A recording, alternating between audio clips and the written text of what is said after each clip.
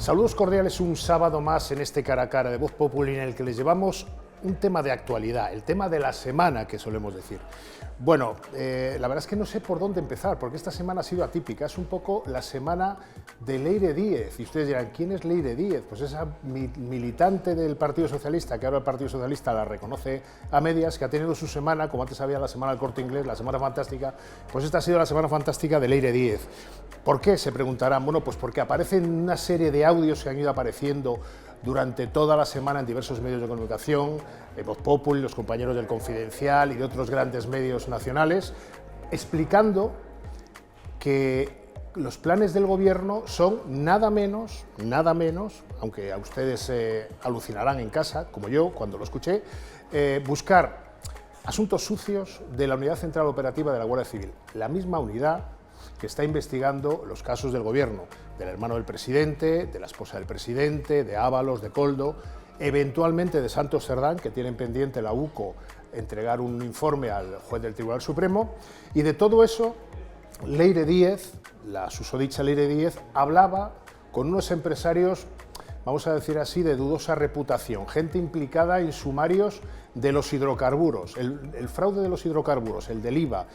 Alguno de ellos tenía pendiente un juicio por 150 millones de euros, que se dice pronto, que parece la Bonoloto, 150 millones de euros. Bueno, pues con toda esta gente se trataba la tal Leire Díez, de la cual ahora el Partido Socialista y el Gobierno no quieren saber nada, pero que la oposición, evidentemente, el Partido Popular, está haciendo mella, porque no le cabe otra, en una situación tan grave en la que está poniéndose el país en estos momentos, ¿no? Para hablar de todo ello hemos traído a alguien que, bueno, pues está en el Parlamento todos los días, ustedes le conocen muy bien, está en las televisiones día sí, día también, y está al lado de alguien como Alberto Núñez Feijóo, que esta misma semana, al calor de todos estos acontecimientos, ha convocado una manifestación del Partido Popular, pero bueno, abierta a la sociedad, el 8 de junio para protestar por la gravedad de la situación. Borja Semper, portavoz del Partido Popular, encantado de tenerle con nosotros. No, el encantado soy yo. Muy buenas, ¿cómo estáis? ¿Solo se puede hacer una manifestación contra la situación que estamos viviendo? ¿No se puede presentar una moción de censura? Bueno, se pueden hacer muchas cosas y de hecho yo creo que estamos haciéndolas. Hay una oposición muy contundente, muy exigente en el Congreso de los Diputados, hay una vocación de ofrecer una alternativa a los españoles. Hay la necesidad también, porque mucha gente tiene la necesidad también de manifestarse en la calle, ¿eh? Y una manifestación es una herramienta perfectamente democrática. Que llevan ya muchas, ¿no? Llevan ya muchas. Bueno, sí, pues porque desgraciadamente de un tiempo a esta parte los acontecimientos nos han obligado también a convocar a los españoles en manifestaciones en las que podamos canalizar la rabia, el enfado, también de una manera democrática por las calles. Lo que sucede es que para una moción de censura, entre otras cosas, hace falta algo que es fundamental, y son números, votos, y a día de hoy no tenemos los suficientes. Pero esta es la misma situación hoy que hace un año, cuando también se podía presentar una moción de censura con la amnistía. ¿Ha cambiado algo lo que ha pasado esta semana? Es decir, la ley de amnistía, todos hemos escuchado no solo al Partido Popular, a mucha gente, incluso del Partido Socialista, del viejo Partido Socialista, y en la calle una oposición bastante dura que hubo contra la ley de amnistía. Pero este aquí que han aparecido unos audios y parece que han removido el suelo bajo los pies no sé si de la clase política, pero sí de la percepción que tiene la gente sobre la situación o la gravedad de la situación en el país. ¿Qué ha cambiado esta semana? ¿Es un antes y un después? Algo, a mi juicio sí hay algo que ha cambiado, es decir, han pasado muchas cosas, como decíamos, y acabas de enumerar algunas de ellas, que parecía que el escándalo de hoy tapaba el de ayer y sabíamos que mañana iba a haber otro escándalo que iba a tapar este, y daba la sensación a veces de que la gente estaba inmunizada frente a los escándalos. Yo soy de los que creen que no.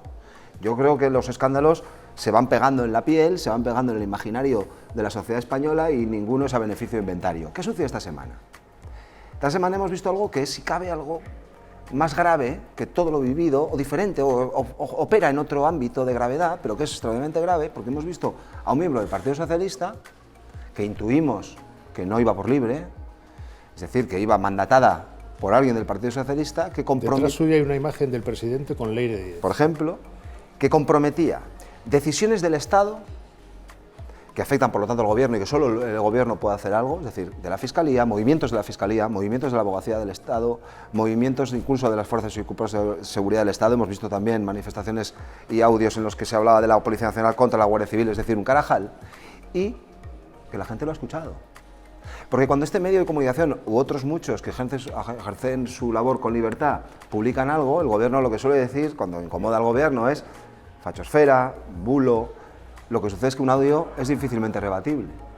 Y esto ha sido, es decir, tanto en el contenido como en el fondo, lo que ha sucedido esta semana sí es muy relevante, porque la gente ha escuchado sin necesidad de que nadie se lo explique cuáles son los tejemanejes, y porque los tejemanejes en los que están son extraordinariamente graves. La Guardia Civil, que gracias a la Guardia Civil se han conocido los casos de corrupción, a la Guardia Civil y la investigación periodística en España, en democracia, casos de corrupción que han afectado al Partido Popular, que han afectado al Partido Socialista, son gracias a la investigación de las fuerzas y cuerpos de seguridad del Estado. Ahora entramos en el fondo de lo que se oía en esos audios y de las acusaciones que hay contra la ley de Díaz y de los tejemanejes en los que se sospecha que alguien del gobierno le había dicho a ley de Díaz, vete y negocia. Pero antes de eso me gustaría preguntarle, porque escuchando a Alberto Núñez Feijóo esta semana, al final de esta semana, el jueves, hablando de voy a convocar una manifestación y para la moción de censura estoy abierto a disposición de todos los socios que hoy lo son de Sánchez para que lo sean míos, pues da una sensación de inevitabilidad hasta que la legislatura acabe, en el 27. Sí. ¿Usted cree que hay posibilidad de que algún socio se descuelgue? Hoy no, pero mañana. Lamentablemente, la política en España se mueve exclusivamente en términos de interés partidista. No diré que en el pasado, o sea, no diré que los partidos políticos no tengan que moverse por intereses partidistas, como natural, pero hay otros intereses que son superiores, que son jerárquicamente superiores, el interés general, y los socios de Sánchez no operan con esos intereses. Si hacemos una enumeración de sus socios, son Sumar, un partido que es una cáscara vacía, en crisis permanente también electoral o de perspectiva electoral. Podemos, que está esperando con la escopeta cargada a ver cómo le fastidia a Yolanda Díaz, pero también a su vez a cómo le fastidia a Pedro Sánchez para tener mejores expectativas en un espacio, en una convocatoria electoral.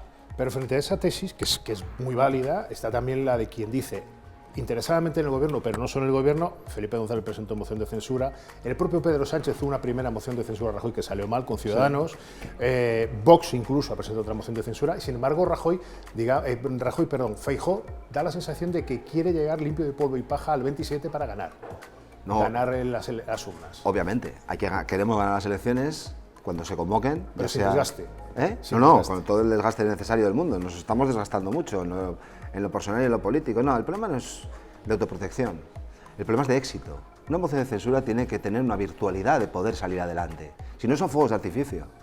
Y la sociedad española y la política española ya no necesitan más fuegos de artificio. No necesitamos someter a la política española a más tensión innecesaria. La moción de censura, a nuestro juicio, tendrá virtualidad cuando pueda salir adelante, cuando haya algún mimbre, algo que nos indique que es una herramienta que puede tener éxito. A mí mucha gente me para por la calle y me dice, acabad con esto ya, echadle, algunos, los más favorables lógicamente, y otros que simplemente quieren que las cosas cambien en España, dicen, pero ¿qué pasa? ¿Por qué no cambia esto? Bueno, pues porque en España solo puede acabar un gobierno, por un lado, disolviendo las Cortes el presidente del gobierno, y no lo va a hacer, al menos no parece que sea el perfil de político que hace ese ejercicio de humildad, de talla institucional, o que hay una moción de censura, y tampoco da los números. Con lo cual, este es el terreno de juego, y ahí tenemos que operar. Pero la política también son gestos. Sí, aunque salgan mal. Bueno, pero vamos a hacer gestos que sean útiles, y vamos a hacer gestos que representen algo más allá del día en el que se ejecutan. Nosotros ahora estamos obsesionados no solo con hacer oposición a Sánchez y controlar y desde luego denunciar todo esto que estamos escuchando y conociendo, que es fundamental, pero tenemos que intentar generar algo de ilusión en la sociedad española. Ilusión me refiero no que la gente vaya saltando por la calle de alegría, ¿no? Pero que diga, oiga, hay una alternativa que puede sacarnos de este pozo en el que estamos. Y yo soy de los que defiende que en estos momentos el eje político en España no responde a un eje de izquierdas o derechas, sino que responde a un eje de respeto institucional, regeneración democrática, volver a prestigiar el ejercicio de la política o seguir en esta deriva. Por ejemplo, van a pedir la comparecencia del ministro Marlaska, ministro del Interior, que ha dicho poco y es el más implicado en toda esta trama, no implicado directamente, sino el más concernido, vamos a decir así. ¿Van a pedir la presencia en la comisión de investigación que tienen o qué van a hacer al respecto? No descartamos y vamos a desplegar todo el potencial que nos permita el reglamento del Congreso de los Diputados y del Senado para esclarecer los hechos tan terribles que estamos viendo. Pero es que Marlaska ha sido reprobado por el Congreso ya en varias ocasiones. le da igual. Ya. Es que el ministro Marlaska ha comparecido en el Congreso de los Diputados y ha quedado retratada también su, voy a decirlo de una manera suave, errática gestión. Por lo menos para que explique por qué su número 2 se ha ido de forma tan intempestiva. Un número 2 que tenía agenda toda la semana y de repente el martes pues dijo me voy por asuntos personales. Y hombre, ¿no pensabas el viernes anterior cuando hiciste la agenda esos asuntos personales del martes? Hay muchas teorías, una la ha dado este periódico, que es que el señor número 2 de Interior, que era hasta hace media hora, como quien dice, pues está también en los mensajes con Koldo, ¿no? Pidiendo un trato de favor para un familiar suyo, en fin. De todo esto, el Partido Popular va a hacer munición política, digo, porque para no dar sensación de, bueno, una más. No, por supuesto que es una más y no será la última. Y por supuesto que seguiremos exigiendo explicaciones y seguiremos en el Congreso de los Diputados y en el Senado haciendo y obligando a pasar por allí a los ministros y al presidente del Gobierno, una vez más también. ¿Ha oído ya los 53 minutos de esa famosa grabación del Leire Díez con el Pérez Dorset, el famoso Jaime Pérez Dorset, el empresario, que está metido en el tema de los hidrocarburos, con una teleconferencia o videoconferencia con Alejandro Hamlin, que es un empresario también huido de la justicia española, que no se ha presentado esta semana a uno de los juicios de hidrocarburos? ¿Ha escuchado ya los 53 minutos? No sé si ¿Hay materia delictiva? ¿Van a meterlo en sede judicial? Lo estamos analizando también desde un punto de vista legal, estamos viendo también los ángulos que pueda tener. Ahora estamos en la fase política, en la que conviene exigir responsabilidades, conviene decir a la gente que esto no es tolerable y que desde luego no podemos hacer como que esto es una más, aunque sea una más, pero que sí tiene una gravedad extraordinaria. Y te vuelvo a repetir lo mismo, y perdona que no sea más explícito, ninguna herramienta a nuestro alcance, ninguna herramienta que nos permite el ordenamiento jurídico o la institucional en España va a ser descartada. Como los periodistas nos pagan por sospechar, como la policía, yo voy a hacer una pregunta, debo hacer de abogado del diablo al portavoz del Partido Popular, a Borja Semper. ¿Qué cree que hay detrás de todo esto? ¿Un intento de blindarse el gobierno para que haya nulidad judicial de todos los casos que le afectan? Estoy pensando en el exministro Ábalos y Koldo fundamentalmente. ¿Qué es lo que hay? ¿O una inmensa maniobra también de otros implicados, como Pérez Dorset y todos estos que quieren también librarse de la justicia? ¿Qué hay aquí? O igual hay un poco de todo. O estamos en un momento de confluencia de intereses cruzados que tienen que ver con el Partido Socialista, con el Gobierno, con Pedro Sánchez, con los empresarios implicados, una melé. Probablemente estamos asistiendo a una melé de intereses particulares y personales que tienen que ver con librarse de un proceso judicial, que esto podemos intuir que quien está inmerso en un proceso judicial puede tener algún interés. Hay intereses políticos del presidente del Gobierno que afectan a su entorno, que no solo es político, sino también familiar. Es decir, difícilmente, yo hablo a veces, me quejo yo de lo difícil que es contar las cosas, los periodistas lo tenemos también muy complicado. Sí, esta semana lo hemos tenido realmente complicado porque se agolpaban los audios, vamos a decir así. Sí, y la información, y los escándalos, y los ángulos en los que nos llegan las cosas. No, porque... y el ruido, el inmenso ruido que se ha creado en torno a una figura que además no es conocida para el gran público, porque hasta antes de ayer, como quien dice, la tal Leire Díez era muy conocida en su casa a la hora de comer, pero nada más. Claro, porque estamos en ese momento de sensación de colapso generalizado por parte del Gobierno, en el que todo te sale mal, en el que siempre hay un escándalo con el que no contabas o un ángulo, una vía de agua con la que no contabas. Venimos de una dinámica política en la que los grandes problemas que afectaba al Gobierno era un incremento de 10.000 millones de euros en defensa y sus socios no le apoyaban, o si le apoyaban preferían que este tema no se debatiera. Venimos de un momento político en el que tenemos un Gobierno que no presenta unos presupuestos generales del Estado en el Congreso de los Diputados. Los presupuestos generales del Estado que tiene España los aprobó otro Gobierno y otro Congreso de los Diputados.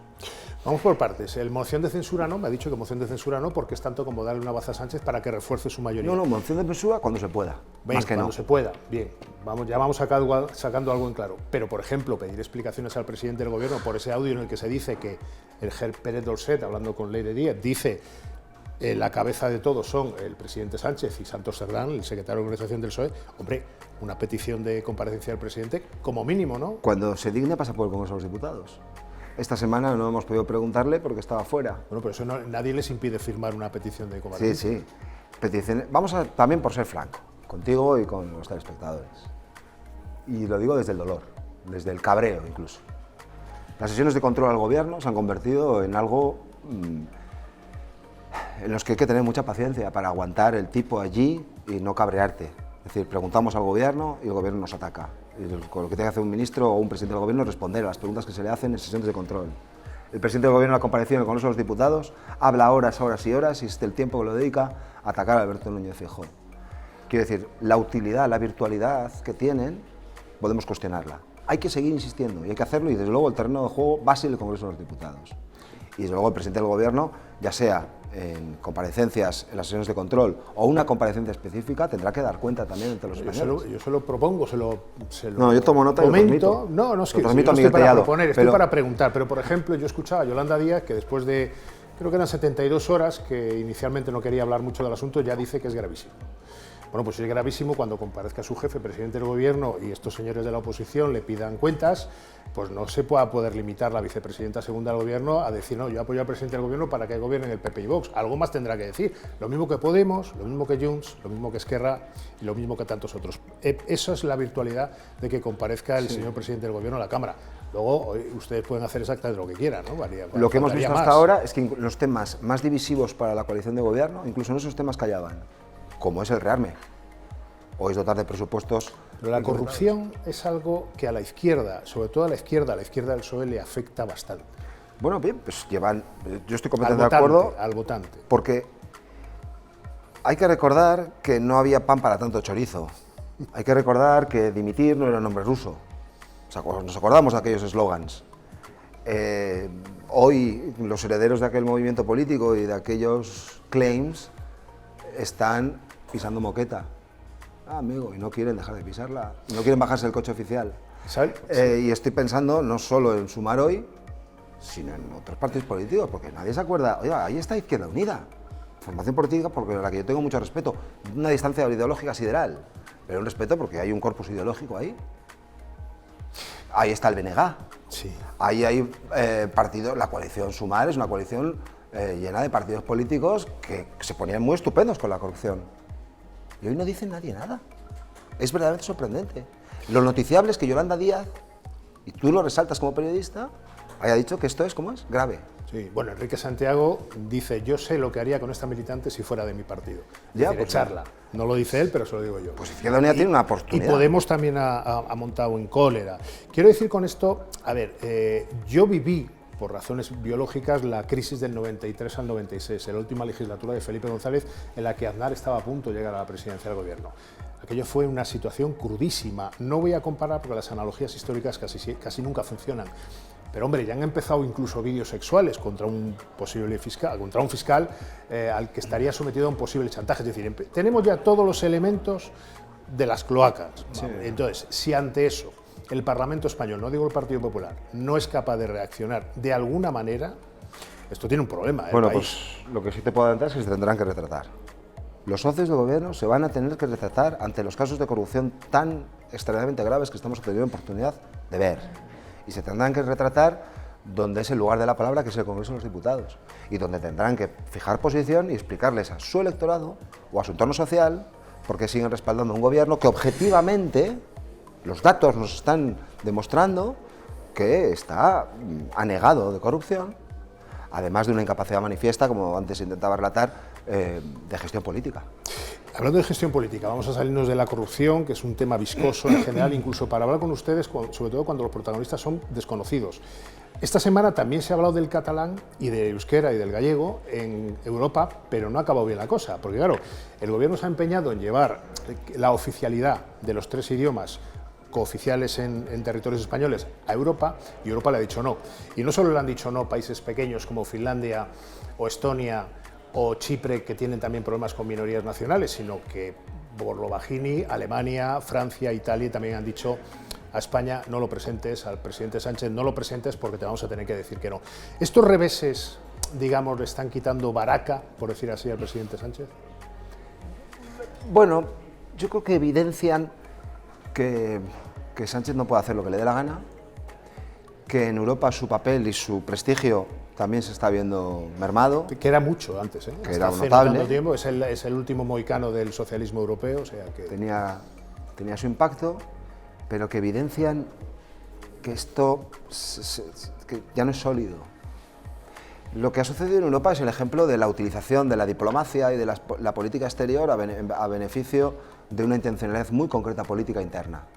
Es decir, no la política exterior, no nuestras relaciones con nuestros países para mejorar la posición de España en el mundo, para ganar prestigio o para ganar influencia, sino para obtener un resultado que a ti te permita, en España, en tu país, tener una estabilidad, la que te permite, en este caso, Junts. Esto no puede salir bien, porque esto los socios europeos lo huelen y lo ven, porque tienen delegaciones diplomáticas, porque leen los periódicos, porque saben qué es lo que está pasando en España. Con lo cual no tiene prestigio y no tiene ningún tipo de reconocimiento por parte de los socios europeos. Es más, toda esta operación, a mi juicio, ha perjudicado no solo la imagen exterior de España, no solo nos hemos dejado girones diplomáticos en nuestra relación con nuestros socios europeos, no solo les hemos incomodado, porque tú conoces bien las instituciones europeas, sí, y estas cosas nos gustan, sino que a mi juicio ha perjudicado también al catalán. Ha perjudicado también a las lenguas cooficiales. ¿Qué que les ha perjudicado? ¿Al euskera, al catalán, al gallego? La utilización partidista de los idiomas cooficiales siempre acaban perjudicando a los idiomas cooficiales. Siempre. Los acaban perjudicando. ¿En qué sentido? Primero porque si tú utilizas políticamente un idioma fuera, parece que esa posición es de parte. Los idiomas cooficiales son de todos, no son solo de los nacionalistas, ¿eh? Yo me niego y me rebelo ante esa idea de que la defensa del catalán, del euskera, del gallego, es una defensa que tienen que hacer, es patrimonio de los nacionalistas o de los independentistas. El catalán, el gallego y el euskera son lenguas españolas, a nuestro juicio. Y en segundo lugar, porque genera un nuevo conflicto en torno a la lengua en España que perjudica su conocimiento, perjudica, bueno, pues, la normal relación que deberíamos tener con un hecho que es estrictamente cultural. Politiza la lengua, que es lo que vienen haciendo los nacionalistas desde hace mucho tiempo y a lo que se ha sumado el Partido Socialista, que esto es lo verdaderamente grave. Porque yo, que soy vasco, sé la utilización partidista que hacen los nacionalistas del euskera. Lo que no esperaba en mi vida es ver que el Partido Socialista se suma a esa utilización partidista de un idioma que debería ser de todos y que se entrega su bandera a los partidos independentistas. Nos queda poco tiempo, pero yo no quiero sustraerme al debate que el Partido Popular está teniendo en estas semanas, desde que Alberto Núñez Feijóo anunció ese congreso en julio, en la segunda semana de julio, el Congreso Nacional de los Populares, que no se celebra desde hace, creo, la friolera de 8 años, ¿no? Ah, pues he perdido 7 la o 8 años, sí. Es el primer congreso ordinario. ¿Qué va a ofrecer el Partido Popular a los españoles en esta coyuntura? Un partido serio, un partido que piense en los problemas de los españoles y un programa, ideas. Por ejemplo. Mira, nosotros venimos intentando, por limitarlo a esta legislatura, venimos intentando permanentemente ofrecer una alternativa a un mal gobierno. Hemos hecho propuestas en materia fiscal, en materia de infraestructuras, en materia de regeneración democrática, en materia de sanidad, en materia de educación. Hemos hablado de la EBAU común, la hemos implantado gracias a nuestras comunidades autónomas. Hemos pedido al gobierno reformas en la formación profesional, es decir, que España funcione en aquellos aspectos que impactan directamente a la vida de los ciudadanos.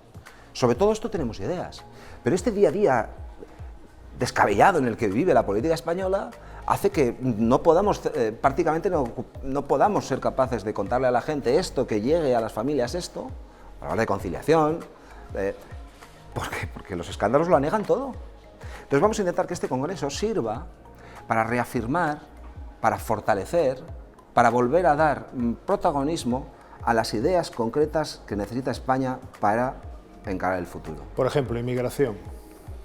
Bueno, igual que en el conjunto de los países de la Unión Europea está habiendo incluso socialdemócratas, muchos de ellos, están haciendo un replanteamiento del fenómeno migratorio, de cómo abordarlo. En este congreso vamos a explicar... ¿Puertas abiertas sí o no? ¿Puertas abiertas? No. Mire, yo creo que hay un discurso de izquierdas que dice puertas abiertas porque que venga todo el mundo, que esto no tiene ningún impacto social. Es un discurso equivocado. Hay otro discurso, en el otro extremo, que dice un muro muy grande para que no venga nadie. No es creíble. Las políticas sensatas migratorias tienen que ver con atajar las mafias en origen. Políticas de cooperación de verdad en los países de origen para que la gente pueda quedarse en sus países y no vaya a otros buscando una vida mejor. Políticas de seguridad en fronteras. Frontex. Frontex te dice que el gobierno no pide ayuda para controlar las fronteras, para controlar los mares. ¿Y qué está sucediendo por eso? Que muere gente en el mar, que se hunden cayucos en el mar. Por eso la protección de nuestras fronteras no solo es para que no vengan o no entren, sino también para proteger sus vidas. Es decir, una política migratoria tiene que impactar también en el interior. ¿Qué hacemos con la gente que viene a nuestro país, algunos para quedarse y otros para seguir hacia Europa, buscando una vida mejor. ¿Tenemos capacidad para ofrecer lo que ellos demandan? Requiere de un análisis profundo y serio. Y en vivienda, que no tenemos mucho tiempo, pero sí yo no quiero acabar sin hablar con Borja Semper de vivienda, que es el gran tema y la gran preocupación de muchos españoles, jóvenes y no tan jóvenes. ¿Qué hacer con un mercado que es un auténtico cuello de botella? Se ha probado de todo. En Cataluña se ha hecho unas medidas especiales de no subida de los precios de alquiler, pero de los alquileres que ya estaban establecidos, que ha producido un shock de oferta porque se han retirado del mercado un montón de viviendas de alquiler. ¿Qué hacemos? La legislación actual es manifiestamente ineficaz, porque ha incrementado el precio y ha reducido la oferta. Si ya era escasa la oferta, se han detraído del mercado numerosos inmuebles en régimen de alquiler. Y además ha incrementado el precio, tanto en régimen de alquiler como compra. Podríamos llegar al análisis serio de decir, oiga, si lo que hemos aprobado, lo que ha aprobado el gobierno no funciona, replantémonoslo. Nosotros queremos una política de choque en oferta de vivienda. Tenemos que impactar más en la oferta que en la demanda. Tenemos que facilitar que el que demanda vivienda pueda tener beneficios fiscales, sobre todo los más jóvenes, todo esto tenemos propuestas. Pero si no actuamos sobre la oferta, que es manifiestamente escasa, si no se construyen pisos, si desde que un planeamiento entra en un ayuntamiento hasta que sale, hasta que le dan al propietario la llave, pasan 10 años, es obvio que así no se puede atajar el problema de la vivienda. Tenemos que reducir de 10 a 4 años el proceso urbanístico. ¿Esto qué significa? Más agilidad, más medios para la administración local y una burocracia mucho más liviana. Y en segundo lugar, concertación público-privada. Hay suelos en los ayuntamientos, en muchos municipios, suelos dotacionales, calificados para parques o para cualquier otro tipo de infraestructura, que sabemos positivamente que no se van a desarrollar. Bueno, esos suelos tienen que ser recalificados para vivienda. Y hay concertas con el operador privado a un precio tasado, en lo que tú tienes vivienda rápida y a un precio tasado, para poner en el mercado. Bueno, no hay una varita mágica, esto no se soluciona de la noche a la mañana, que nadie se crea esto de cuando dice el presidente del gobierno, 280.000 viviendas, y el año que viene, no, es mentira. Lo que hay que hacer es trabajo con rigor y con seriedad para atajar el problema e intentar empezar a solucionarlo. Sobre todo esto no se soluciona en un cara a cara de 25 minutos que vamos ya, creo, porque ya saben que tenemos ¿Ya 25? ¿Cómo hablo? No sé si 25, pero no andemos mejor. Pero yo no quiero acabar sin preguntar si a la dirección del Partido Popular le preocupa la apertura de juicio oral de Alberto González Amador, la pareja de Isabel Díaz Ayuso. ¿Por qué nos tendría que preocupar? Es un particular que está dando cuenta ante un juez, en este caso, está en un proceso judicial, en el que tendrá que demostrar su inocencia y el juez evaluarla. Es un supuesto delito de carácter privado entre un particular y la agencia tributaria. Sin consecuencia política alguna. Si este señor se hubiera beneficiado de la administración pública de alguna manera, si hubiera metido la mano en la caja para llevarse algo del erario público, pero en este caso, hasta donde yo sé, lo que se está juzgando es otra cosa. Por lo tanto, como cualquier hijo de vecino, como cualquier persona, tendrá que dar cuenta ante la justicia. Pues ahí lo dejamos, esta interesantísima conversación con Borja Semper, portavoz nacional del Partido Popular. Seguro que va a haber momentos, señor Semper, para hablar de audios y de no audios, porque yo soy de los que se teme que va a haber audios para aburrir. Usted que tiene experiencia en el periodismo sabe que estas cosas van por capítulos. Ah, sí, claro, por supuesto. Y esta tiene una pinta de que vienen capítulos largos y muy interesantes. Yo viví, ya le he dicho antes y le he dicho a los oyentes, viví hace 32 años lo que fue la última etapa del gobierno de Felipe González, y no se lo deseo ni al peor de mis enemigos periodistas ni no periodistas, porque aquello fue tremendo, ¿no? Sí. Esperemos. Y ni al país tampoco, ni al país. No, bueno, señor Semper, ha sido un placer. No, el mío, breve, pero me he enrollado mucho. Queda invitado, ¿eh? No, que va, que sí, va. Bueno, no, usted ha dado titulares, que es lo importante. Y a todos ustedes, nada, pues emplazarles a una próxima entrega, que será el sábado siguiente. No sé si llevará audios o no audios, atentos a las pantallas y sobre todo a las radios. Hasta entonces.